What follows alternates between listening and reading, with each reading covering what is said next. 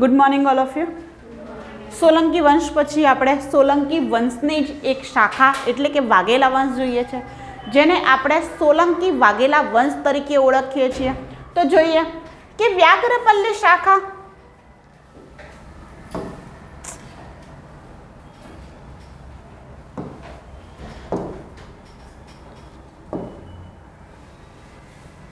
વ્યાઘ્રપલ્લી શાખા એટલે કે વિશલદેવ વાઘેલા મૂળરાજ સોલંકીએ સ્થાપેલા ચાલુક્ય અને સોલંકી વંશના પતન પછી અણહિલવાડ પાટણની અંદર આ જ કુળની બીજી એક શાખા સ્થપાઈ, જેને ગુજરાતની અંદર સોલંકી વાઘેલા વંશ તરીકે ઓળખીએ છીએ. કેટલીક વાર પરીક્ષાની અંદર સોલંકી વાઘેલા વંશ એવો ભેગો ઉલ્લેખ જોવા મળે છે. કુમારપાળના માસા હતા ધવલ. આ ધવલદેવનો પુત્ર અણુરાજ કુમારપાળની માસીનો દીકરો હતો, એટલે કે માસીયાઈ ભાઈઓ હતા. આ ઉપરાંત અણુરાજ કુમારપાળના વફાદાર સામંત તરીકે ઓળખાવવામાં આવે છે. અણુરાજ કુમારપાળની સેવા કરે છે, તેમજ મેવાડના ગોહિલ રાજા શાસક રણસિંહને યુદ્ધમાં હરાવે છે. તેથી અણુરાજના પરાક્રમ અને સેવાથી ખુશ થઈને કુમારપાળ અણુરાજને વ્યાઘ્રપલ્લી નામનું ગામ ભેટમાં આપે છે. જે કઈ જગ્યાએ આવેલું છે? મહેસાણાના હારીજ ખાતે આવેલું છે. હવે જોઈએ એની વંશાવલી. તો કે સૌ પ્રથમ આવશે ધવલ. ધવલનો પુત્ર આવશે અણુરાજ. અણુરાજ પછી આવશે લવણ પ્રસાદ. લવણ પ્રસાદ પછી વીર ધવલ. ખરી શરૂઆત આપણે વીર ધવલથી યાદ રાખીએ છીએ. આ તો અત્યારે હાલ આપણે બધી વંશાવલી જોઈએ છે માટે, નહીં તો વીર ધવલ, વિશલદેવ વાઘેલા, વિરમદેવ વાઘેલા, બસ આટલાથી જ વાઘેલા વંશની શરૂઆત થતી હતી. પરંતુ આપણે અત્યારે હાલ પહેલાથી જોઈએ છે માટે આ બધું જોવાનું રહેશે. વીર ધવલનો ભાઈ છે વિરમદેવ. હવે આ બાજુ આવે છે વીર ધવલના બે પુત્ર વિશલદેવ અને વીર પ્રતાપ. આપણને પરીક્ષામાં પૂછાય કે વાઘેલા વંશની સ્થાપના કરનાર કોણ? વિશલદેવ વાઘેલા. કેમ? તો કે જે સમયની અંદર આ બધા રાજાઓ શાસન કરતા હોય છે એ સમયની અંદર એક બાજુ સોલંકી વંશનું શાસન તો ચાલતું જ હોય છે, ને ત્યારબાદ વિશલદેવ વાઘેલા પોતે ત્રિભુવનપાળની હત્યા કરે છે અને ત્યારબાદ ખરેખરી શરૂઆત થાય છે. સોલંકી વંશનું સંપૂર્ણ પતન ત્યાં પૂરું થાય છે અને વિશલદેવ વાઘેલા પોતે અણહિલપુર પાટણની અંદર જ એક નવી શાખાની શરૂઆત કરે છે, જેને વાઘેલા વંશ તરીકે ઓળખીએ છીએ. માટે પરીક્ષામાં પ્રશ્ન પૂછાય કે વાઘેલા વંશનો ખરો સ્થાપક કોણ? તો આપણે શું યાદ રાખશું? વિશલદેવ વાઘેલા. ત્યારબાદ એનો ભાઈ આવે છે પ્રતાપમલ, જેનું કોઈ કામ નથી. અર્જુનદેવ, આ બધાનું કંઈ કામ નથી, ખાલી જે નામના આવે છે એ બધા રાજાઓ આપણે જોઈને સ્કીપ કરવાના છે. સારંગદેવ, રામદેવ અને લાસ્ટમાં આમનું કામ છે. શું કામ છે? કર્ણદેવ વાઘેલાનું આપણે કામ છે. માટે આપણે મોટે ભાગે શું યાદ રાખશું? વિરમદેવ, વિશલદેવ, કર્ણદેવ વાઘેલા, આ બધા યાદ રાખવાના રહે છે. ચલો જોઈએ. સૌ પ્રથમ આવશે લવણ પ્રસાદ વાઘેલા, જેમનું જન્મ સ્થળ છે વ્યાઘ્રપલ્લી. વાઘેલા ગામ અથવા તો વાઘેલ ગામ યાદ રાખજો. તેમના પિતાનું નામ છે અણુરાજ, માતાનું નામ સલ્લખણા દેવી. માતાના નામ પરથી સલ્લખણપુર ગામ વસાવ્યું અને સલ્લખણેશ્વર મંદિર પણ બંધાવ્યું હતું. તેમને માતાના નામ ઉપરથી આપણે બે સ્થાપત્યો યાદ રાખજો, સલ્લખણપુર ગામ અને સલ્લખણેશ્વર મંદિર. ત્યારબાદ તેમના પુત્ર હતા વિરમદેવ. વિરમદેવને દુસડી ગામ ભેટમાં આપ્યું, દુસડી ગામ વસાવ્યું અથવા તો વિરમ ગામ જેને આપણે કહીએ છીએ તે. તો વિરમ ગામનું બીજું નામ શું છે? દુસડી છે. વીર ધવલ ધોળકાનો રાજા બને અથવા તો ધોળકાનો રાણો. આ આઈએમપી છે, આ પૂછાયેલું છે એટલે યાદ રાખજો. ધોળકાનો રાણો કોણ? વીર ધવલ. અથવા તો ધોળકાના સામંત કોણ? તો પણ વીર ધવલ. વિરમદેવે કયું ગામ વસાવ્યું હતું? વિરમ ગામ વસાવ્યું અથવા તો દુસડી ગામ વસાવ્યું. તેમના ઉપનામો લુણપસા, લુણ પ્રસાદ, લુણસા, લુણ પાસાજ, જેમાં આગળ લુણ આવે એ બધા કોના? લવણ પ્રસાદના ઉપનામ. એવું યાદ રાખી લેવાનું છે. ભીમદેવના સમયમાં ધોળકાના સામંત હતા. તે આ યાદ રાખજો કે ધોળકાના સામંત હતા, પણ કોના સમયગાળામાં હતા? ભીમદેવ બીજાના સમયની અંદર હતા. નેક્સ્ટ આવશે ભીમદેવ બીજાએ લવણ પ્રસાદને સર્વેશ્વરનું બિરુદ આપ્યું હતું. કયું બિરુદ આપ્યું? સર્વેશ્વરનું બિરુદ આપ્યું હતું. કેમ તો કે લવણ પ્રસાદ એ ભીમદેવ સોલંકીને શાસન ચલાવવામાં ખૂબ સારી એવી મદદ કરતો હતો. કોઈ પણ બહારથી આપણે જોયું કુતુબુદ્દીન ઐબકનું યુદ્ધ થયું તો પણ લવણ પ્રસાદે તેમને હેલ્પ કરી હતી, માટે તેમને સર્વેશ્વરનું બિરુદ આપવામાં આવે છે. આ બિરુદો આપણે જોઈ લીધું, લુણ પ્રસાદ, લુણસાર, લુણ પ્રસાદ. ત્યારબાદ કુતુબુદ્દીન ઐબકના આક્રમણમાં પણ ભીમદેવ બીજાને મદદ કરે છે. લવણ પ્રસાદે પોતાના નાના પુત્ર વીર ધવલના નામ પરથી ધવલકપુર વસાવ્યું. આ યાદ રાખજો, આ સ્લાઇડ આઈએમપી છે આપણા માટે. કયું વસાવે છે ગામ? ધવલકપુર. ધવલકપુર જે પાછળથી ધોળકા બન્યું અને મહાભારતમાં ધોળકાને વિરાટનગર અથવા તો વિરાટ નગરી તરીકે ઓળખાવે છે. પાછળથી વીર ધવલને ધોળકાનો રાણો બનાવે છે. લવણ પ્રસાદ પછી કોને બનાવે છે? વીર ધવલને ધોળકાનો રાણો બનાવી દે છે. તેમના મોટા પુત્ર હતા વિરમદેવ. તેમને વિજાપુર પાસે દૂસરી ગામ એટલે કે વિરમ ગામ. ત્યારબાદ વઢવાણની અંદર તેમને કાર્તિકેય મંદિર બંધાવ્યું હતું. કાર્તિકેય મંદિર ક્યાં આવેલું છે? વઢવાણ ખાતે આવેલું છે.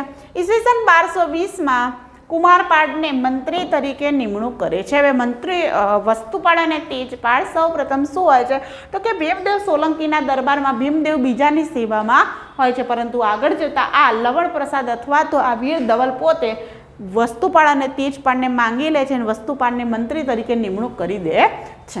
આ કાર્તિકેય મંદિર છે. ક્યાં આવેલું છે? વઢવાણ ખાતે આવેલું છે.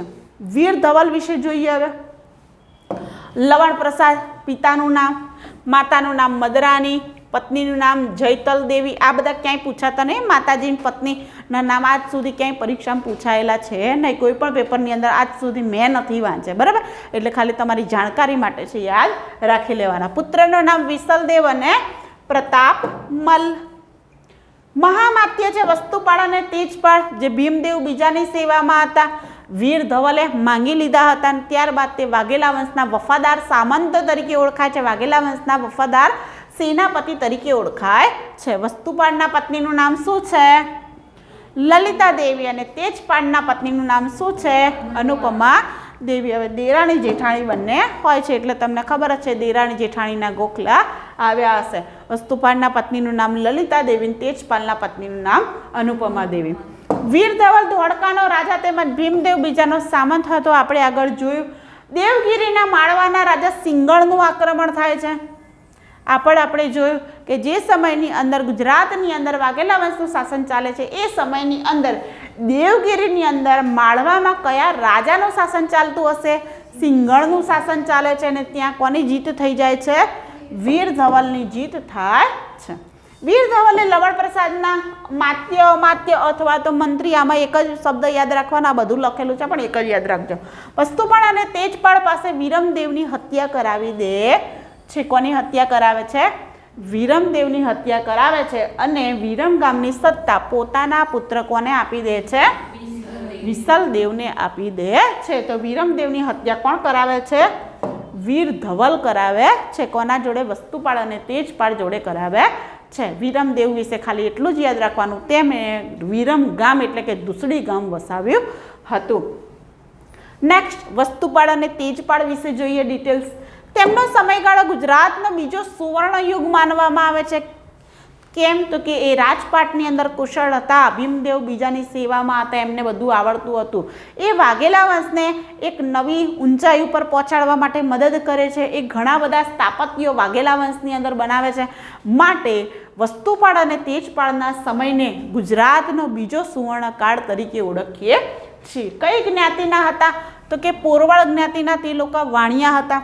તેમના કુળના મૂળ પુરુષ તરીકે તે ચંડપ એટલે કે નિમ્ન કુળનો જે વ્યક્તિ હોય એને આપણે ચંડપ તરીકે ઓળખીએ છીએ. કેટલીક વાર તમે જોયું હશે કે જે ચંડપ નામના વ્યક્તિઓ એ પાછળ શું કરે? આગળ પર ટોકરી રાખે છે, પાછળ પર પેલું જાળું લટકાવતા હોય, એ બધાને ચંડપ તરીકે આપણે ઓળખીએ છીએ. અનુયાયી જૈન ધર્મના અનુયાયી હતા. જૈન ધર્મનું પાલન કરતા હતા તે લોકો. ત્યારબાદ જન્મસ્થળ કયું આવશે એમનું? પાટણ આવશે. જન્મ સાલ કઈ આવશે? ઈસવીસન 1185ની સાલ આવશે. કયા ભાઈઓ હતા તો કે લુણિંગ અને મલ્લદેવ નામના એમના ભાઈઓ હતા. માતાનું નામ કુમારદેવી હતું, પિતાનું નામ અશ્વરાજ અથવા તો આશારાજ. આ બંને યાદ રાખજો. આશારાજ અને કુમારદેવીના પુત્ર હતા. કોણ? વસ્તુપાળ અને તેજપાળ. કુમારદેવી અને અશ્વરાજના ટોટલ 11 સંતાનો હતા. એમાંથી માત્ર 2 જ જીવિત રહ્યા હતા. કોણ? વસ્તુપાળ અને તેજપાળ. આ બંને ખાસ છે, યાદ રાખજો. તેમના ગુરુનું નામ નરચંદ્ર સુરી અને કુલ ગુરુનું નામ વિજયસેન સુરી હતું. વસ્તુપાળના પત્ની લલિતા દેવી અને તેજપાળના પત્નીનું નામ અનુપમા દેવી. તેમના પુત્ર એટલે કે વસ્તુપાળનો પુત્ર જયસિંહ સ્તંભ તીર્થ મીન્સ ખંભાતનો સૂબો હતો. એટલે કે ખંભાતનો સૂબો આ સમયમાં કોણ હતો? જયસિંહ. કોનો પુત્ર હતો? વસ્તુપાળનો પુત્ર હતો, જે જયસિંહ સ્તંભ તીર્થ ખાતે એટલે કે ખંભાત ખાતેનો સૂબો હતો. વસ્તુપાળ અને તેજપાળ શરૂઆતમાં ભીમદેવ બીજાની સેવામાં હતા, પણ વીર ધવલની વિનંતીથી ભીમદેવ બીજો વીર ધવલને સોંપી દે છે. પછી વીર ધવલ વસ્તુપાળને મહામાત્ય અને તેજપાળને મંત્રી બનાવી દે છે. આ આપણે આગળ જોયું છે.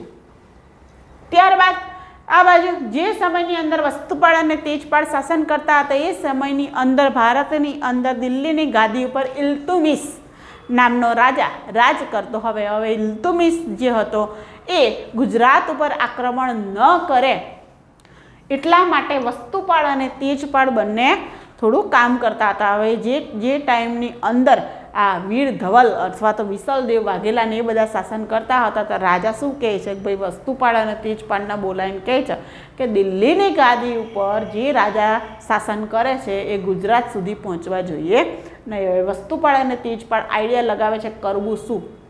એટલા માટે વસ્તુપાળે શું કર્યું કે ખબર પડી કે ભાઈ દિલ્હીના સુલતાનના માતાજી એમના માતૃશ્રી શું કરે છે? મક્કા મદીનાની યાત્રા કરવા માટે નીકળી જાય છે. મક્કા મદીનાની યાત્રા કરવા માટે નીકળવું હોય તો ગુજરાત થઈને ખંભાતના દરિયા કિનારે થઈને જવું પડે. આ બાજુ માતાજી આવે છે ખંભાતના દરિયા કિનારે. વસ્તુપાળ તેજપાળ એડવાન્સની અંદર તૈયારી રાખે છે, દુશ્મનો તૈયાર રાખે છે. કહે છે કે ભાઈ જો આ માતાજી આવે ને એટલે એ જેવા જહાજમાં એટલે કે નાવડામાં બેસે તમારે જઈને શું કરવાનું? એમને લૂંટી લેવાના. તમે લૂંટશો એટલે અમે બચાવવા આવી જઈશું. એટલા માટે માતાજી જેવા આવે છે કહે છે આ તો સ્ટોરી છે, હો સાચું શું છે સાચેમાં બચાયા હતા કે ભાઈ આવી સ્ટોરી છે ખબર છે નહીં, આપણે તો ચોપડીમાં વાંચીએ એટલે યાદ ખાલી રાખવાની. તો એ માતાજીને બચાવે છે. વસ્તુપાળ ને તેજપાળ બંને જઈને બચાવી આવે છે. અને પછી વસ્તુપાળ પોતે બહુ હોશિયાર માણસ હોય છે. માતાજીને એમ કહે છે કે ભાઈ આવ્યા છો તો રોકાઈ જાઓ. એમને ગુજરાતમાં રોકે છે, 2-3 દિવસ એમની સેવા આરાધના કરે છે અને પછી પાછા એમને મોકલી દે છે. ઓકે, તો આવી રીતના વસ્તુપાળ ને તેજપાળ એમણે ત્યાં સારી રીતના હજ યાત્રા કરવા મોકલે છે. હજ યાત્રા કરીને માતાજી જાય છે દિલ્હી. પોતાના પુત્ર મીન્સ ઇલ્તુમિશને બધું વર્ણન કરે છે કે ગુજરાતના રાજા છે, વાઘેલા વંશની અંદર અમારું ખૂબ જ માન સન્માન જાળવ્યું અને મને સારી રીતના મક્કા મદીનાની યાત્રા કરવામાં મદદ કરી. ઇલ્તુમિશ ખુશ થઈ જાય છે અને બોલાવે છે વસ્તુપાળ અને તેજપાળને કે ભાઈ તમે અમારા દરબારની અંદર આવી જાઓ સેવામાં.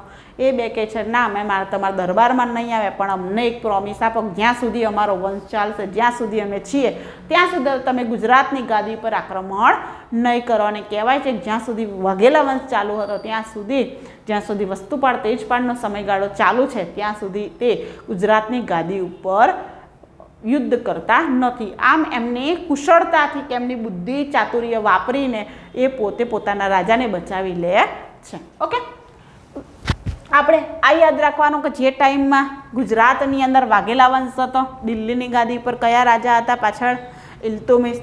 આ બાજુ મક્કા મદીનાની હજ યાત્રા કરવામાં મદદ કરી, ગુજરાત પર મુસ્લિમ આક્રમણ થતું અટકાવ્યું હતું. આ ઘટનાનું વર્ણન જુઓ ચોપડીમાં છે. કઈ ચોપડીમાં? ઝવેરચંદ મેઘાણીની પુસ્તક છે. કયું? ગુજરાતનો જય. ઝવેરચંદ મેઘાણીની કઈ પુસ્તક છે? ગુજરાતનો જય. એમાં આ વાતનું વર્ણન કરવામાં આવેલું છે કે પોતાની કુશળ બુદ્ધિથી વસ્તુપાળે શું કર્યું? મુસ્લિમ આક્રમણ થતું અટકાવ્યું હતું. વસ્તુપાળ અને તેજપાળ દરિયાઈ લડાઈની અંદર શંખ ચૌહાણને હરાવીને ખંભાત પોતાને કબજે કરે છે અને ખંભાતના સૂબા તરીકે કોને નિમી દે છે? પોતાના પુત્ર જયસિંહને નિમી દે છે. ચલો જોઈએ કેવી રીતના યુદ્ધો. સૌ પ્રથમ તો વસ્તુપાળ અને શંખ વચ્ચે જે યુદ્ધ થાય છે તે ખંભાતના લાટ પ્રદેશના રાજા શંખ સાથે યુદ્ધ થાય છે. દક્ષિણના દેવગીરીના રાજા સિંગણે લવણ પ્રસાદ અને વીર ધવલ પર આક્રમણ કર્યું. હવે સિંગણને મદદ કરવા માટે મેં આગળ ચલાવ્યું હતું. સિંગણ લવણ પ્રસાદ ઉપર આક્રમણ કરે છે આગળ જતા. હવે સિંગણને મદદ કરવા માટે બીજા બધા રાજાઓ સિંગણ જોડે જોડાઈ જાય છે. કયા કયા રાજાઓ જોડાઈ જાય છે? તો કે જાલોરના ચૌહાણ વંશના રાજા હોય છે ઉદયસિંહ, મેવાડના ગોહિલ વંશના રાજા જૈમસિંહ, આબુના પરમાર વંશના રાજા સોમસિંહ અને નકુલ અથવા તો નડુલના ચૌહાણ વંશના રાજા મરણસિંહ. આ બધા લોકો કોની સાથે જોડાય છે? શંખ જોડે જોડાય એટલે કે સિંગણની મદદ કરવા માટે જોડાઈ જાય છે. ત્યારબાદ સંઘ દ્વારા વસ્તુપાનને લાલચ આપી પોતાની સાથે જોડાવા કહ્યું, જેનો અસ્વીકાર કરતા બંનેનું યુદ્ધ થાય છે. હવે આ યુદ્ધની અંદર રાજા શંખ શું કહે છે વસ્તુપાનને કે તું મારા સાથે જોડાઈ જાય. શંખ જોડાતું છે નહીં, માટે શું થાય છે? બંને વચ્ચે યુદ્ધ થાય છે અને કોની જીત થાય છે? વીર ધવલની જીત થઈ જાય છે. અહીંયા જેટલા પણ રાજપૂત રાજાઓ હોય છે એ બધા આ લોકો વિરુદ્ધ લડતા હોય છે. તેજપાલ અને ધંધુલ અથવા તો ધાંધલ નામનો રાજા છે. આ ગોધરાના રાજા હતા, જેને ગોધરાના વિક્રમાદિત્ય તરીકે પણ ઓળખવામાં આવે છે. તેજપાલની જીત અને ગોધરાને વાઘેલા વંશમાં ભેળવી દે છે. આ બંનેની યુદ્ધમાં કોણ જીતી જાય છે? તેજપાલ જીતી જાય છે. હવે વસ્તુપાનની ઉપમા આ આપણા માટે આઈએમપી છે. કુરચાલ સરસ્વતી એટલે કે દાઢીવાળા સરસ્વતી. આમના ઉપનામો આઈએમપી છે આપણા માટે, ઘણીવાર પરીક્ષામાં આવેલા છે. કુરચાલ સરસ્વતી એટલે કેવા સરસ્વતી? દાઢીવાળા સરસ્વતી. આ એક મહાન કવિ તરીકેની પણ ઉપમા મેળવેલી છે. કવિ કુંજર, કવિ ચક્રવર્તી, મહાકવિ, સરસ્વતી કંઠાભારણ, લઘુ ભોજરાજ આઈએમપી છે. આ અને આ બે આઈએમપી છે. લઘુ ભોજરાજ તરીકે ઓળખાય છે. અને વસંતપાળ મીન્સ વસંતના નામથી એ શું કરતા હતા? કવિતા લખતા હતા, માટે વસંતના નામથી તે ઓળખાય છે. કોણ? વસ્તુપાળ. ફરીવાર ઉપનામ જોઈ લઈએ. પહેલું ઉપનામ કુરચાલ સરસ્વતી એટલે કે દાઢીવાળા સરસ્વતી. ત્યારબાદ કવિ કુંજર, કવિ ચક્રવર્તી, મહાકવિ, સરસ્વતી કંઠાભરણ, લઘુ ભોજરાજ, વસંતપાળ અને વસંતના નામથી શું લખતા હતા? કવિતા લખતા હતા. વસ્તુપાળના ગુરુનું નામ નરચંદ્ર સૂરી અને તેમના કુલ ગુરુ નામ હતું વિજયસેન સૂરી. આ જૈન ધર્મના બે ગુરુઓ છે. વિવિધ ગ્રંથો લખેલા છે વસ્તુપાળે, જોઈ લઈએ.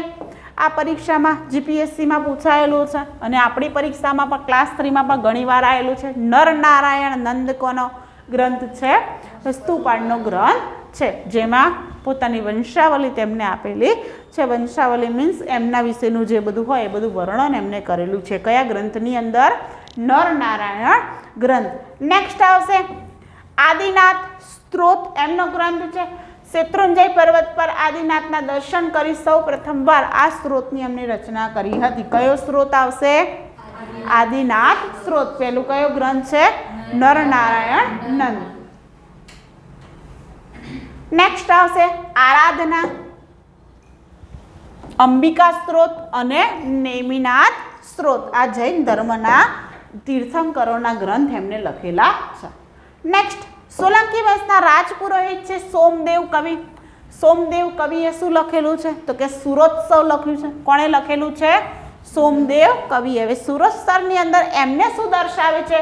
તો કે ગૌંડી શૈલીની અંદર છે, જેમાં વસ્તુપાળની પ્રશંસા એમને કરેલી છે. કેવા કવિ? સોમદેવ કવિ. સુરોત્સવ. બીજું છે કીર્તિકૌમુદી. આ પણ પૂછાયેલો પ્રશ્ન છે. વૈદર્ભી શૈલીમાં છે ને એમાં પણ વસ્તુપાળની કવિતા છે. કોણે લખેલું છે? સોમદેવે લખેલું છે. નેક્સ્ટ આવશે રાજશેખર સૂરી. રાજશેખર સૂરીએ લખેલું શું છે? પ્રબંધકોશ, જેમાં વસ્તુપાળનું ચરિત્ર અને કારકિર્દીનું વર્ણન કરવામાં આવેલું છે.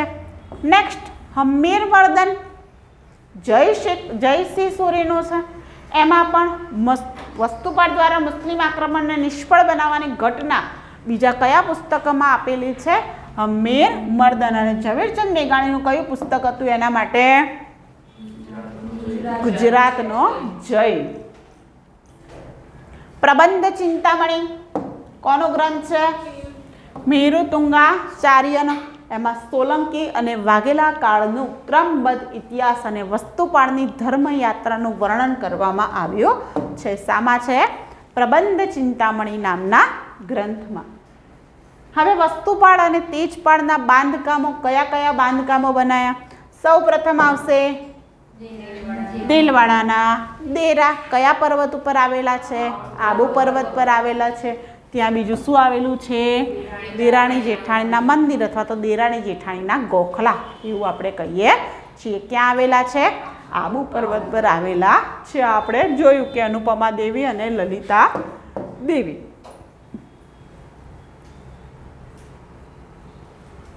આ છે આબુ પર્વતમાં દેલવાડાના દેરા, દેરાણી જેઠાણીના ગોખલા આવેલા છે.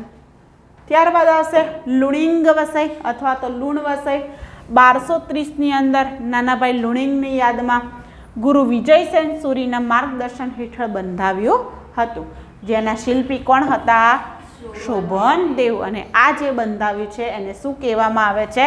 આરસ પહાડમાં કંડારેલું કાવ્ય અથવા તો સંગેમરમરનું કાવ્ય કહેવામાં આવે છે, કેમ કે તે આખું સંગેમરમરના પથ્થરોથી બનાવેલું હોવાથી તેના શિલ્પીનું નામ શું છે? શોભનદેવ. લુણિંગ વસઈ આ રહ્યું, લુણ વસઈ જેને કહીએ છીએ તે. ત્યારબાદ વસ્તુપાળે શેત્રુંજય પર્વત પર કયો મંડપ બંધાયો હતો? ઇન્દ્ર મંડપ બંધાયો. ગિરનાર પર્વત ઉપર વસ્તુપાળ વિહાર અને પાર્શ્વનાથ વિહાર આવેલું છે.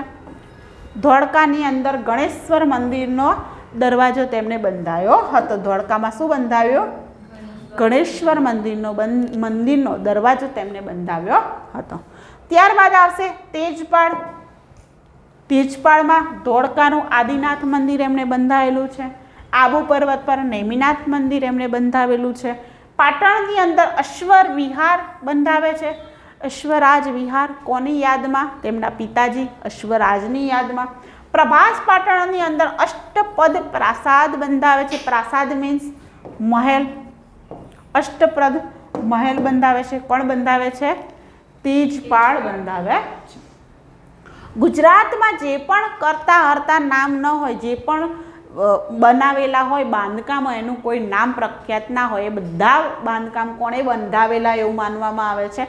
વસ્તુપાળ અને તેજપાળે બંધાવેલા માનવામાં આવે છે, કેમ કે એ મોટે પોતે સારા એક શિલ્પી તરીકે માનવામાં આવે છે. બને છે એવું વસ્તુપાળ અને તેજપાળ જોડે કેટલુંક ધન હોય છે. એ લોકો જ્યારે જૈન ધર્મની આરાધના કરવા માટે જાય છે ત્યારે વિચારે છે કે આપણું ધન આપણે ક્યાં મૂકીને જઈએ તો આપણે યાત્રાને બધું કરી શકીએ. માટે જંગલમાંથી પસાર થતા હોય છે ને એવું કહે છે કે આપણે જમીનમાં દાટી દઈએ, ખાડો ખોદીને નિશાની કરીને જે ટાઈમે રિટર્ન ફરશું એ ટાઈમે આપણે કામ કરશું. તો એ જંગલની અંદર ખાડો ખોદવા એટલે કે દાટવા માટે જ્યારે ખોદે છે ખાડો, તો અંદરથી બીજું ધન નીકળે છે. એટલે એ લોકો વિચારે છે કે આપણે આટલા બધા ધનનો કરશું કેવું? તો અનુપમા દેવી એમને એક પ્રેરણા આપે છે કે કામ કરો, આપણે ધન એવી જગ્યાએ વાપરીએ કે જેથી કરીને લોકો જોઈ તો શકે પણ એને છીનવી શકે નહીં. માટે પછી એ જૈન ધર્મનો ઉદ્ધાર કરવા માટે એમને આ બધા બાંધકામો બંધાયેલા છે, જે હાલ આપણે જોઈ તો શકીએ છીએ પણ એને કોઈ વ્યક્તિ છીનવી શકતું નથી. માટે એમને ગુજરાતની અંદર ઠેર ઠેર અવનવા બાંધકામો બંધાયા હતા. આગળ આપણે જોયું તો ડભોઈનો કિલ્લો બંધાવનાર સિદ્ધરાજ જયસિંહ, પણ ડભોઈના કિલ્લાનું સમારકામ કરાવનાર કોણ છે? વિસલદેવ વાઘેલા. ત્યારબાદ લુણ વસઈ આબુ પર્વત પર વસ્તુપાળ અને તેજપાળ દ્વારા બનાવવામાં આવે. ત્યારબાદ વિમલ વસઈ કોણે બંધાવ્યું છે? વિમલ મંત્રીએ કરાવ્યું હતું, જે ભીમદેવ પ્રથમના મંત્રી છે. આ તમારી જાણકારી માટે છે. હવે આવશે વિશાલદેવ વાઘેલા. 1244થી 1262નો સમયગાળો વિસલદેવ વાઘેલાનો સમયગાળો. વાઘેલા વંશના વાસ્તવિક સ્થાપક તરીકે જો કોઈ ઓળખાય તો કોને ઓળખવામાં આવે છે? વિસલદેવ વાઘેલાને ઓળખવામાં આવે છે. વિસલદેવ વાઘેલા અંતિમ સોલંકી શાસક ત્રિભુવનપાળને ઝેર આપીને હત્યા કરી દે છે. આમ વાઘેલા વંશની શરૂઆત કરવામાં આવે છે. માટે વાઘેલા વંશના વાસ્તવિક સ્થાપક અને પ્રથમ રાજા તરીકે કોને ઓળખવામાં આવે છે? વિસલદેવ વાઘેલાને ઓળખવામાં આવે છે. વિસલદેવ વાઘેલાના ઉપનામો IMP છે: અભિનવ સિદ્ધરાજ અને અપરાર્જુન અને રાજનારાયણ. અભિનવ સિદ્ધરાજ ને અપરાર્જુન પૂછાયેલા જ છે પરીક્ષામાં. ઓકે, તલાટીની કે કોઈ પરીક્ષા હતી એમાં આ ઉપનામ પૂછાયેલા છે. પિતાનું નામ વીર ધવલ, માતાનું નામ જૈતલ દેવી, પત્નીનું નામ નગલ્લા અથવા તો નગલ્લા દેવી તરીકે ઓળખાય છે. એમના પત્ની એમને કર્ણાટકની અંદર ફતેહ મેળવી હતી, એટલે કે કર્ણાટકના રાજાને હરાવ્યા હતા. તેથી તેમને રાજકુંવરીએ વિસલદેવને હાર પહેરાવી સ્વયંવર કર્યો હતો. માટે એમના ઉપનામ અભિનવ સિદ્ધરાજ, અપરાર્જુન અને રાજનારાયણ તરીકે તેમને ઓળખવામાં આવે છે. તેમના મહામાત્ય તેજપાળ હતા, પરંતુ તેમનું 1248માં અવસાન થાય છે. તેથી નાગડસાને તે મહામાત્ય તરીકે બનાવે છે. તેમના દરબારી કવિ સોમેશ્વર અને વસ્તુપાળ હતા, એટલે કે એમના મંત્રી પહેલાં તેજપાળ હતા અને ત્યારબાદ કોણ બને છે? નાગડસા તેમના મંત્રી બને છે.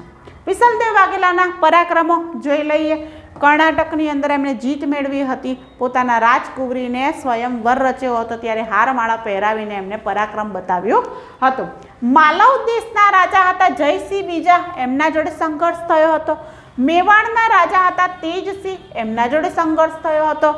સિંગણના સૈન્ય તરીકે પણ સંઘર્ષ એમને કરેલો. તે સિંગણ ક્યાંના હતા? દેવગીરીના યાદવ વંશના રાજા હતા. ત્યારબાદ તેમના પુત્ર કૃષ્ણ સાથે પણ તેમની હાર થઈ હતી. પહેલા સિંગણ જોડે લડે છે અને પછી સિંગણના પુત્ર જોડે એટલે કે કૃષ્ણ જોડે પણ લડે છે. વિસલદેવ વાઘેલાના કાર્યો વિસનગર અને વિરમગામ. આમાં વિરમગામમાં ખાસ યાદ રાખજો, વિરમદેવની હત્યા કર્યા બાદ એટલે કે જે દુસડી ગામ હતું એને આગળ જતાં વિરમગામ કરાવ્યા છે. એટલે વિરમગામની હત્યા તો વિરમદેવ વાઘેલા જ આવશે. ઓકે, પણ પાછળથી કોના નામે બોલાય છે? વિસલદેવ વાઘેલાના બોલાય છે. વિસનગરની જ્યારે સ્થાપના કે તો વિસલદેવ વાઘેલા તમે લખો છો. ઓકે, વિરમ ગામની સ્થાપના એટલે કે પહેલાં કયું ગામ હતું? દુસડી ગામ, એને આગળ જતાં વિરમ ગામ બનાવે છે. ડભોઈના કિલ્લાનો જીર્ણોદ્ધાર તે કરાવે છે. ત્યારબાદ ડભોઈના કિલ્લામાં મંદિર આવેલું છે. કયું મંદિર? વૈદ્યનાથ મંદિર. એનો પણ તે પોતે જીર્ણોદ્ધાર કરાવે છે અને સોમેશ્વર દ્વારા તેની પ્રશસ્તિ પણ લખવામાં આવે છે. આ યાદ રાખજો, ડભોઈના કિલ્લાની અંદર કડક તળાવનું નિર્માણ કરવામાં આવે છે. વિસલદેવ વાઘેલા કયા તળાવનું નિર્માણ કરે છે? કડક તળાવનું નિર્માણ એ પોતે કરે છે. આમના સમયની અંદર 56 દુષ્કાળ પડ્યો હતો. વિસલદેવ વાઘેલાના સમયની અંદર કંઈ ખાવા પીવા માટે કંઈ હતું નહીં.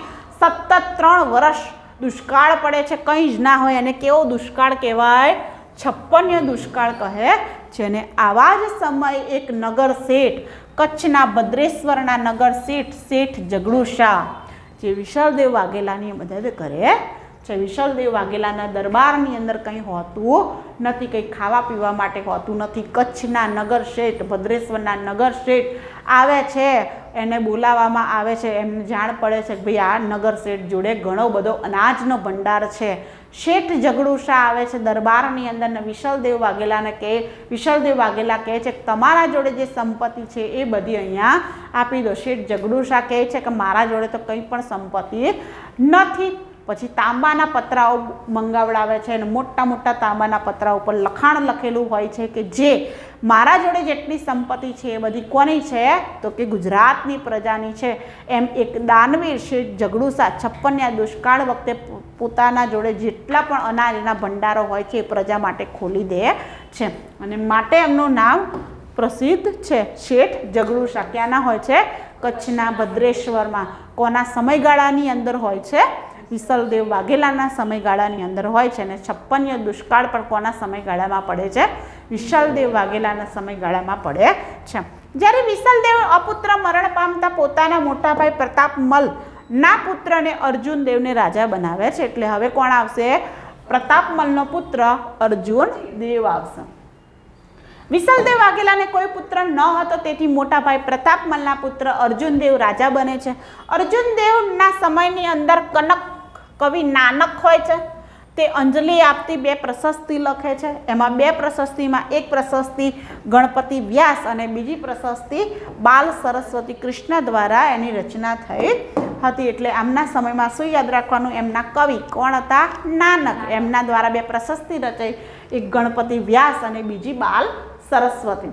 કૃષ્ણ એટલે કે અર્જુન દેવે ગિરનાર પર્વત પર જૈન તીર્થંકર પાર્શ્વનાથનું દેરાસર બંધાવેલું છે. એટલે અર્જુન દેવે કોનું દેરાસર બંધાવ્યું? પાર્શ્વનાથ, જે 23મા નંબરના તીર્થંકર હતા એમનું બનાવ્યા છે. ત્યારબાદ રેવતી કુંડનો જીર્ણોદ્ધાર તેમને કરાવ્યો છે. કયા કુંડનો? રેવતી કુંડ. રેવતી કુંડ ક્યાં આવેલો છે?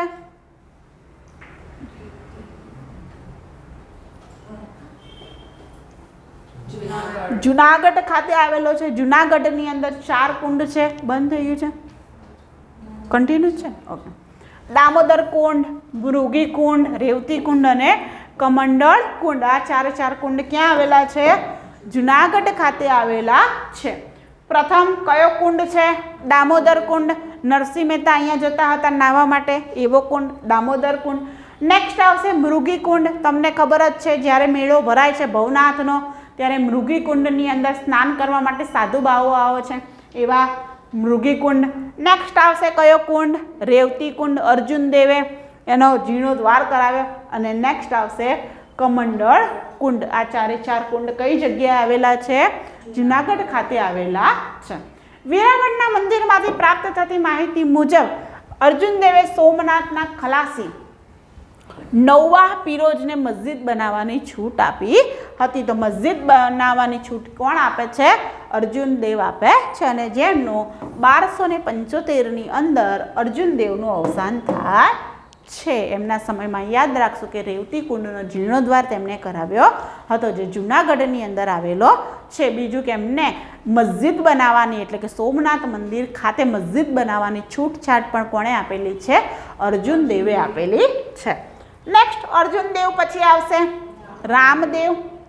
અર્જુન દેવનો પુત્ર, કર્ણદેવ વાઘેલાના પિતા. રામદેવ નાની ઉંમરમાં મૃત્યુ પામે છે અને પછી સારંગદેવ ગાદીએ આવે છે. નેક્સ્ટ સારંગદેવ કંઈ હતું ના એટલે જવા દીધું. હા, પછી એવું ના થાય કે બેને ફટાફટ જવા દીધું, કંઈ હતું નહીં એટલે મેં જવા દીધું. સારંગદેવે કૃષ્ણ ભક્તિ વૈષ્ણવ સંપ્રદાયનો પ્રચાર કરેલો છે. સારંગદેવ સોમનાથ મંદિરના મોટા પાયે જીર્ણોદ્વાર કરાવે છે અને વ્યવસ્થિત પૂજાપાઠ ફરીથી શરૂ કરાવે છે. અને સારંગદેવનું મૃત્યુ ક્યાં થાય છે? 1296ની અંદર મૃત્યુ થાય છે. હવે જોઈ લઈએ કોણ આયા?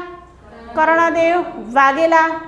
વાઘેલા વંશના અંતિમ રાજા કર્ણદેવ વાઘેલા, જેને આપણે બીજા કયા નામે ઓળખીએ છીએ?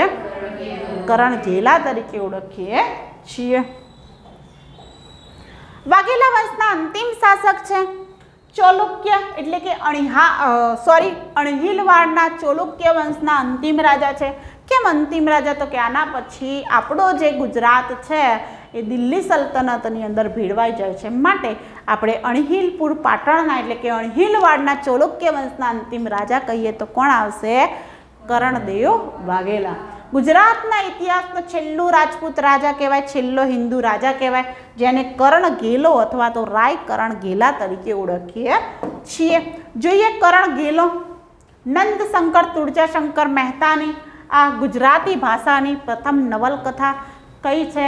કર્ણઘેલો. આ યાદ રાખજો, આ IMP છે, પરીક્ષામાં આવશે. આમાં કોણે લખેલી છે?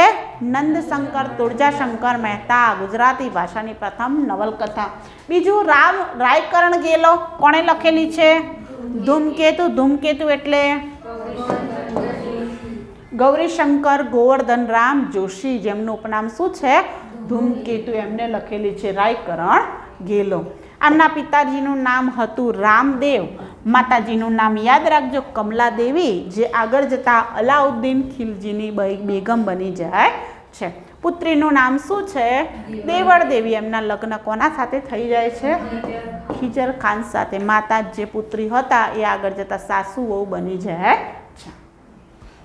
ઓકે, તો એ જ ને, અલાઉદ્દીન ખિલજી સાથે કમલાદેવીના લગ્ન થાય છે અને એમના પુત્ર ખિજર ખાન જોડે આમના પુત્રી એટલે કે દેવળ દેવીના લગ્ન થાય છે. આવી રીતના બને છે.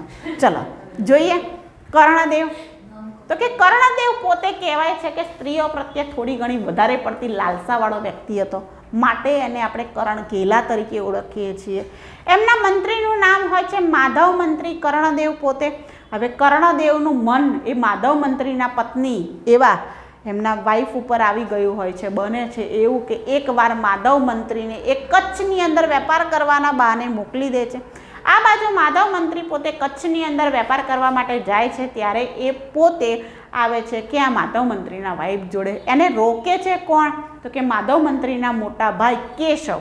કેટલીક સ્ટોરીમાં એવું લખેલું છે કેશવના પત્ની જોડે તે દુર્વ્યવહાર કરે છે અને કેટલીક જગ્યાએ એવું લખ્યું છે કે માધવના પત્ની જોડે તે દુર્વ્યવહાર કરે છે. આ બાજુ કેશવને મારી કાઢે છે, માટે કેશવના પત્ની છે એ પોતે સતી થઈ જાય છે અને માધવના મંત્રી જોડે પણ તે દુરાચાર દુર્વ્યવહાર કરે છે.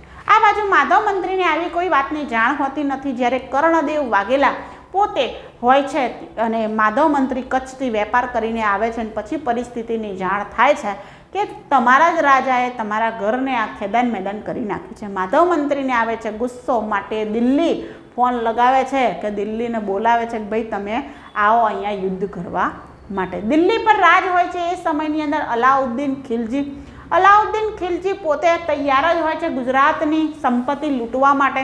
એટલે અલાઉદ્દીન ખિલજી કોઈ પણ પરિસ્થિતિની જાણ મેળવ્યા વગર પોતાના બે સેનાપતિ કોણ ઉલગ ખાન અને નુસરત ખાન, આ બંને સેનાપતિને આદેશ આપે છે કે જાઓ ગુજરાતની સંપત્તિ લૂંટી લાવો. એ બંને જણા આવે છે ને જેવા આવે છે એવા આ લોકોને એવી ખબર પડતી નથી સારું છું ખરાબ છું. રસ્તામાં આવતા આવતા બેન દીકરીઓની લાજ પણ લૂંટતા આવે છે. ઘણા બધા મંદિરોને તોડી પાડે છે, જેમાં સોમનાથ મંદિરનો નાશ કરે છે, મોઢેરાના સૂર્ય મંદિરનો નાશ કરે છે. આ બાજુ વડનગરનો જે પેલો કિલ્લો બિલ્લો બધું તોડી જ નાખે છે. જે આવે પાટણને આખું લૂંટી દે છે, એની સંપત્તિ બધી ખેદાન મેદાન કરી નાખે છે અને બેન દીકરીઓની લાજ લૂંટતા આ બંને સેનાપતિ આવે છે. કોણ? ઉલુગ ખાન અને નુસરત ખાન.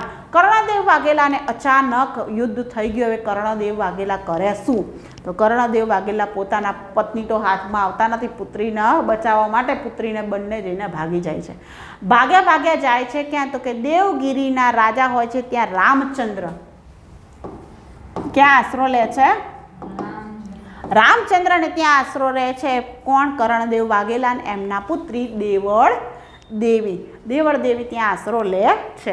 આ બાજુ ઉલુગ ખાન અને નુસરત ખાન પાટણ ઉપર ચઢાઈ કરે છે અને પાટણને બરાબરનો લૂંટી લે છે. લૂંટ્યા પછી તમને ખબર જ છે કે એ સમયની અંદર અસાઈ ઠાકર પોતે ત્યાંના પાટણની અંદર ખૂબ જ સારા એવા ગાયક હતા અને અસાઈ ઠાકર પોતે ત્યાં રહેતા હોય છે. બહેન દીકરીઓની લાજ લૂંટાતી હોય છે એ સમયની અંદર અસાઈ ઠાકર કંઈક ઝાડ નીચે બેઠા ગાતા હોય છે બધું. એટલે ઉલગ ખાન અને નુસરત ખાન બેને લઈ જાય છે અને એમની સમયમાં એમના રાજાને કહે છે કે આ લોકો સારું ગાય છે. હવે રાજા કહે છે કે માંગે તે આપું. એ કહે છે કે તમે આ બધી બેન દીકરીઓની લાજ લૂંટો છો પણ તમારે મારી દીકરીની લાજ લૂંટવાની નહીં. કેમ? તો કે આ બંને જણાએ હેમાળા પટેલની દીકરી ગંગાને કિડનેપ કરી હોય છે, એમને છોડાવવા માટે આ કામ કર્યું. હવે ગંગાને એ લોકો છોડી મૂકે છે ને બધું કરે છે. પછી આ લોકો તો જતા રહે છે અને પછી ત્યાં હોય ને ગામના ચાળિયાઓ જઈને ચાળી ખાય છે કે ભાઈ અસાઈ ઠાકરની તો કોઈ પુત્રી છે જ નહીં, કે કઈ પુત્રી એમની આવી. અને જો ગંગા એમની જ પુત્રી હોય તો એમને એમ કોઈક એક ભાણે જમે. એ સમયની અંદર બ્રાહ્મણ અને પટેલ એક ભાણે જમે તો ધર્મ ભ્રષ્ટ થઈ જાય એવું હતું. પેલા વ્યક્તિ ધર્મને બચાવવા કરતાં દીકરીની લાજ બચાવીને વધવું યોગ્ય માને છે, માટે તે પોતે શું કરે છે? તે એક ભાણે જમે છે અને તેથી કરી બ્રાહ્મણ જ્ઞાતિ તેમનો શું કરે છે? તિરસ્કાર કરે છે. અસાઈ ઠાકર પોતે ત્રગાડા એટલે કે ત્રગાડા જાતિના હોય છે. એ પોતે શું કરે છે? ત્યાંથી પોતાનું બધું બિસ્તરા પોટલા લઈ લે છે અને એને એમનો પરિવાર એ પોતે ભવાઈની શરૂઆત કરે છે. અને આ સમાજની અંદર જે ચાલતા દુર્ગુણો, જે ધર્મ, જાતિ, જ્ઞાતિ, કમેળ, વિવાહ આ બધું જે હોય છે એને નાબૂદ કરવા માટે એ ભવાઈના વેશોની શરૂઆત કરે છે. રોજ એકનો એક વેશ ન ભજવવો પડે માટે તે 360 જેટલા વેશોની શરૂઆત કરે છે. આ હતી વાત અસાઈ ઠાકરની, જેમના વિશે આપણે આગળ જોઈશું. આ બાજુ શું કરે છે? તો ઉલુગ ખાન ને નુસરત ખાન પોતે બધું લૂંટફાટ કરીને ક્યાં? દિલ્હી જતા રહે છે ને એમના વહીવટદાર તરીકે એક વ્યક્તિની નિમણૂક કરે છે જેને શું કહેવામાં આવે છે? સરવર ખાન. આ પાછું બધું જતું રહેશે એટલા માટે સરવર ખાનની નિમણૂક કરે છે પાટણના વહીવટદાર જોડે. પાટણના વહીવટદારી તરીકે તમે રહો. આ બાજુ સરવર ખાનની નિમણૂક થઈ જાય છે. પેલા બાજુ ઉલુગ ખાન, નુસરત ખાન બંને જતા રહે છે દિલ્હી બાજુ. પાટણની પ્રજા છે એ સરવર ખાનને શું કરે છે? એનો તિરસ્કાર કરે છે અને એને ગાદી પરથી ઉતારી દે છે કે તું અમારો વહીવટદાર હોઈ જ ન શકે.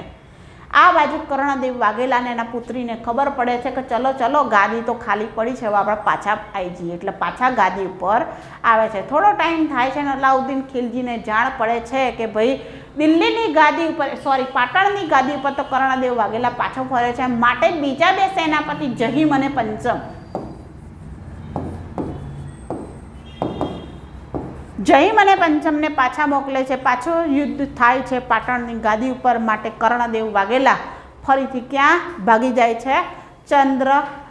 રામચંદ્ર જોડે જતો રહે છે, દેવગીરીના રાજા રામચંદ્ર જોડે જતો રહે છે, ત્યાં આશરો લે છે. આ બાજુ રામચંદ્ર કર્ણદેવ વાઘેલા તરફ પ્રસ્તાવ મૂકે છે કે મારા પુત્રના લગ્ન તમારી દીકરી જોડે કર. એટલે કર્ણદેવ વાઘેલા કહે છે કે તને ખબર પડે છે લગ્ન તો હું તારા છોકરા જોડે કરું, નહીં કરું ક્યારે. આ બધી વાર્તાલાપ જ્યારે ચાલતી હોય છે ત્યારે જહીમ અને પંચમ અને અલાઉદ્દીન ખિલજીના જે સેનાપતિઓ બીજા બધા હોય છે એ બધા દક્ષિણ તરફ હુલ્લડ મચાવે છે.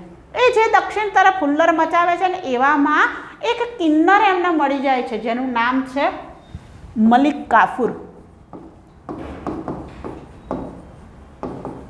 મલિક કાફુર નામના કિન્નરની ત્યાં ગાડી એમને ખરીદી કરે છે અને મલિક કાફુર આગળ જતા અલાઉદ્દીન ખિલજીનો ખાસ સેનાપતિ બની જાય છે, એક વફાદાર સૈનિક તરીકે બની જાય છે. હવે આ બાજુ મલિક કાફુર છે એ કર્ણદેવ વાઘેલા દેવગીરીને જે રાજા રામચંદ્ર હોય છે એ બધાનો પોલ ખોલી નાખે છે કે આ લોકો અહીંયા જ છે, જાઓ જાઓ તમે યુદ્ધ કરો એમ કરીને મોકલી દે છે. આ બાજુ કર્ણદેવ વાઘેલા ત્યાંથી ભાગી જાય છે અને કહેવાય છે કે ભાઈ તેલંગાણાની અંદર આગળ જતાં તેનું અવસાન થાય છે. આ બાજુ એના સેનાપતિઓ દેવળ દેવી છે એને ઉઠાવીને લઈ જાય છે અને આગળ જતાં કહેવાય છે કે દેવળ દેવી અને ખીજર ખાન બંને લગ્ન કરે છે, બંનેને એકબીજા સાથે પ્રેમ થાય છે અને એ પ્રેમની જે સ્ટોરી છે એ કહેવાય છે કે ક્યાં આવેલી છે? આશિકા નામની જે બુક છે એની અંદર આ સ્ટોરી ખીજર ખાન અને દેવળ દેવીની કથા એટલે પ્રેમ કથા આવેલી છે.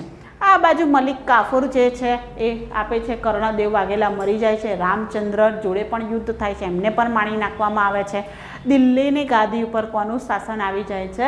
અલાઉદ્દીન ખિલજીનું શાસન આવી જાય છે. જે કર્ણદેવ વાઘેલા વંશનો હોય છે એ ત્યાં શું થઈ જાય છે? અંત થઈ જાય છે. ઓકે, ખબર પડી ગઈ આ સ્ટોરીમાં? કંઈ છે નહીં, માટે હું આ બધું લખેલું વાંચતી નથી. તમે ઘરે જઈને શું કરજો? બધે બંનું વાંચજો. આમાં ઉલુગ ખાન અને નુસરત ખાન જ્યારે પાટણ પર આક્રમણ કરવામાં આવે છે ત્યારે જાલોરના રાજા કાન્હળદેવ અથવા તો કૃષ્ણદેવ એમનો સામનો કરે છે પણ તેમને હાર થાય છે. આગળ જતાં કહેવાય છે કે મેવાડના રાજા સમરસિંહ જે રસ્તો બતાવે છે કે ભાઈ અહીં થઈને જવાનું ગુજરાત, તમે જાઓ એ રીતના, બરાબર. અને યાદવ રાજા છે રામચંદ્રનો આશરો લે છે. આ બધું મેં તમને ચલાવ્યું છે. ઓકે, કોણ હતું? સરવર ખાન નિમણૂક કરે છે, મલિક કાફુર એ. ત્યારબાદ કરણગીલો પાછા આવે છે, જહીમ અને પંચમ ફરીથી એના ઉપર ચઢાઈ કરે છે ત્યારે ફરીથી રામચંદ્રનો આશ્રય લે છે. રામચંદ્ર પોતાના પુત્ર સિંગણના લગ્ન કોના સાથે કરાવવા માંગે છે? દેવળ દેવી. કર્ણદેવ માનતો નથી. ત્યારબાદ કર્ણદેવ વાઘેલાનું અવસાન તેલંગાણા ખાતે થાય છે. મલિક કાફુર અને રામચંદ્રના યુદ્ધમાં રામચંદ્રનું મૃત્યુ થાય છે. આ યુદ્ધને શું કહેવામાં આવે છે? બાગલાણનો યુદ્ધ તરીકે ઓળખવામાં આવે છે. ત્યારબાદ મેં તમને કીધું અમીર ખુશરો અને ખીજર ખાન. અમીર ખુશરોએ લખી છે આ દેવળ દેવી અને ખીજર ખાનની લવ સ્ટોરી લખેલી છે. કઈ ભાષામાં લખાયેલી છે? ફારસી ભાષામાં. કયા નામે લખાયેલી છે? આશિકા નામના, આશિકી નહીં હો, આશિકા નામે લખાયેલી છે. આશિકી ભાઈ મૂવી થઈ જશે. ઓકે. અસાઈદ ઠાકર. અસાઈદ ઠાકર વિશે મેં તમને કહ્યું છે કે તે દિલ્હી સલ્તનતની અંદર 600 વર્ષ અગાઉ પ્રચલિત હતું. એટલે દિલ્હી સલ્તનત જ્યારે ચાલતું હોય છે એ સમયગાળાની અંદર અસાઈદ ઠાકર આવે છે. ભવ એટલે કે જગત, વિદ્ય, આઈ એટલે માતા અને તેનાથી શરૂઆત થાય છે. ભવ એટલે કે જિંદગીની કથા એવી ભવાય. અસાઈદ ઠાકરનો વસવાટ ક્યાં હોય છે? ઊંઝા મહેસાણા ખાતે. ભવાઈના પિતા તરીકે કોણ ઓળખાય છે? અસાઈદ ઠાકર. તળગાળા બ્રાહ્મણ હોય છે જેમનો જન્મ ક્યાં થાય છે? સિદ્ધપુર. એમની કર્મભૂમિ કઈ આવે છે? ઊંઝા મહેસાણા ખાતે આવે છે. ઉદ્ગમ સ્થાન ભવાઈનું કયું આવશે? વડનગર. ભવાઈનું પિયર પૂછે તો ઉત્તર ગુજરાત. અલાઉદ્દીન ખિલજીના સુબા નુસરત ખાન, ઉલુગ ખાન આક્રમણ કરે છે. આ બધી સ્ટોરી મેં તમને કહી છે, માટે હું ફરી કહેતી નથી. ઓકે, જૂનામાં જૂનો વેશ કયો આવશે? રામદેવ પીરનો વેશ. ભવાઈની શરૂઆતમાં ભજવાતો વેશ એટલે કયો વેશ આવશે? ગણપતિજીનો વેશ. ત્યારબાદ કજોડાનો વેશ કહેવામાં આવે છે, જે લોકપ્રિય કજોડાના વેશ વિશે મેં કહ્યું છે કે પુરુષ મોટો હોય ને કન્યા નાની હોય, કન્યા મોટી હોય ને પુરુષ નાનો હોય છે, એને કહેવામાં આવે છે કજોડાનો વેશ, જેમાં મોટે ભાગે કન્યા મોટી હોય ને પુરુષ નાનો શીખલો હોય છે. કન્યા હોય એ મોટી સમજદાર હોય છે ને પુરુષ શું કરે, એના પિતાજી આવે કે ઊભા રહો, મારો પતિદેવ ક્યાં ગયો છે? લકોટીઓ રમવા ગયો છે. અને પછી હાથ જાલીને ખેંચીને લઈ આવો, ચલ મારા બાપુજી આવ્યા છે મળવા માટે, બરાબર. એવી એક કથા જે હાસ્ય સાથે એક બતાવે છે કે ભાઈ પેલી છોકરી તો યુવાન છે પણ છોકરો કેવો છે? નાનો છે, જેને કંઈ ખબર પડતી નથી. લગ્ન એટલે શું એ નહીં ખબર પડતી, માટે એને કેવો વેશ કહેવાય? કજોડાનો વેશ કહેવાય. ત્યારબાદ અડવાનો વેશ કહેવાય, જૂઠણનો વેશ આવે, મિયા બીબીનો વેશ આવે, ઝંડા ઝૂલણનો વેશ આવે, કાન ગોપીનો વેશ આવે, સગરાજેશનનો વેશ આવે, પતઈ રાવણનો. એમાં પતઈ રાવણનો વેશ ફેમસ છે, તમને ખબર છે, પાવાગઢ ઉપર માતાજી જે આવે છે કે સાક્ષાત ગરબા રમતા હોય છે, પતઈ રાવણને ખબર નથી હોતી, પતઈ રાવણ એમનો પાલવ ઝાલે છે, પછી પતઈ રાવણનો નાશ થાય છે. એ વેશ ખૂબ જ ફેમસ છે. કોઈ પણ તમે ભવાઈ જુઓ ને તો એમાં આ વેશ આવે જ છે. ભવાઈમાં નટોની સંખ્યા કેટલી હોય? 21. ભવાઈના જે પાત્ર હોય તેને શું કહેવામાં આવે? ખેલૈયા કહેવામાં આવે. ભવાઈની શરૂઆત શાના સાથે થાય છે? ભૂંગળ. ભૂંગળ એટલે કેવું વાદ્ય કહેવાય? સુશીર વાદ્ય કહેવાય. ફૂંક મારીને વગાડે ને એટલે લાંબી મોટી ભૂંગળી હોય, પાતળી, એને ભૂંગળ તરીકે ઓળખવામાં આવે છે. ગણપતિના સ્વરોની મદદથી પાત્રોનું હાથમાં સળગતા કાકડા રાખીને પંડમાં પ્રવેશતા આગમનને આવણું કહે છે. એટલે કે સૌ પ્રથમ ગણપતિના શ્લોકો બોલે અને શ્લોકો બોલતા બોલતા હાથની અંદર સળગતા કાકડા રાખે, એટલે પેલા દેવતા જે કહેવાય ને એવા રાખે, અને એને શું કહેવામાં આવે? આવણું કહેવામાં આવે. એને ભગવાનની સ્તુતિ કરી તેવું કહેવામાં આવે છે. નેક્સ્ટ, ભવાઈ રમવાનું સ્થળ એને પંડ કહેવામાં આવે. ભવાઈનો ચોક હોય એને ચાચડ ચોક કહેવામાં આવે. ભવાઈનું ટોળું હોય એને શું કહેવાય? પેંડું. આ આપણે યાદ રાખજો, ભવાઈના ટોળાને શું કહેવાય? પેંડું કહેવામાં આવે છે. અસાઈ ઠાકરના વંશજો તરગાળા. ત્યારબાદ ભવાઈના ડગલાને શું કહેવાય? વિદૂષક કહેવામાં આવે. ડગલો મીન્સ તમને ખબર હશે કે નીચે લાકડા મોટા મોટા ભરાઈને આમ લાંબો લાંબો માણસ હોય, જોકર જેવો લાગતો, એને શું કહેવાય? વિદૂષક. તે બધાને હસાવવાનું કામ કરે છે. ભવાઈનું મુખ્ય પાત્ર રંગલો અને રંગલી. ભવાઈ મંડળીના કલાકારોમાં પ્રમુખ કોણ હોય છે? નાયક હોય છે. સ્ત્રી પાત્ર ભજવાતો વ્યક્તિને શું કહેવાય? કાંચળિયો. આ બંને યાદ રાખજો, આ પણ આઈએમપી છે, બહુ જ વાર પરીક્ષામાં આવે કે બંનેમાં કેવું હોય છે? ભવાઈની અંદર તો પુરુષનું પાત્ર અને સ્ત્રીનું પાત્ર, બંને પાત્ર પુરુષો જ ભજવતા હોય, પરંતુ જે વ્યક્તિ સ્ત્રી પાત્ર ભજવે એને શું કહેવાય? કાંછળીઓ. અને જે વ્યક્તિ પુરુષ પાત્ર ભજવે એને શું કહેવાય? મુચબંધ તરીકે ઓળખવામાં આવે છે. ભવાઈનો વેશ શીખવનાર નાયક હોય એને વેશગોર કહેવાય. નાચવાવાળી સ્ત્રી એને શું કહેવાય? ફડકણું કહેવાય. તમને ખબર હશે કોઈ સ્ટોરી ચાલતી હોય, સ્ટોરીમાં કપડાં બદલવા માટે જાય ને, તો એ ચેન્જ કરવા માટે જાય, ત્યાં સુધી લોકોનું મનોરંજન કરવા માટે આવી સ્ત્રી આવીને શું કરે? નાચ ગાન કરે. ભાણ અને ભાણિકા જેવા ખેલ કરનાર ભાંડ કહેવામાં આવે. ભવાઈમાં આધારિત સૌ પ્રથમ કૃતિ કઈ છે? હંસાવલી. કોણે લખેલી છે? અસાઈ ઠાકરે. સૌ પ્રથમ નાટક પૂછે તો મિથ્યાભિમાન. કોણે લખેલું છે? દલપત રામ. પેલું શું કહેવાય? દલપત રામ મિથ્યાભિમાન નાટક લખ્યું છે ને. આછું દેખતા હોય છે, એમને રાત્રિની અંદર આ એમને દેખાય નહીં, એટલે એમને લીટા લીટા તારા તારા એવું બધું લાગે છે. એ એવું નાટક કરે કે મને બધું દેખાય છે, પણ ખરેખરમાં એ વ્યક્તિને કંઈ દેખાતું હોતું નથી, એટલે એને કેવું નાટક કહેવાય? મિથ્યાભિમાન નાટક કહે છે. ભવાઈ આધારિત સૌ પ્રથમ ફિલ્મ કઈ? બહુરૂપી. મેના ગુર્જરી, રસિકલાલ પરીખે લખેલી છે. આ પણ ભવાઈ આધારિત છે. ભવાઈ સંગ્રહ કોણે લખેલો છે? મયપતરામ. રૂપરામ નીલકંઠે લખેલો છે.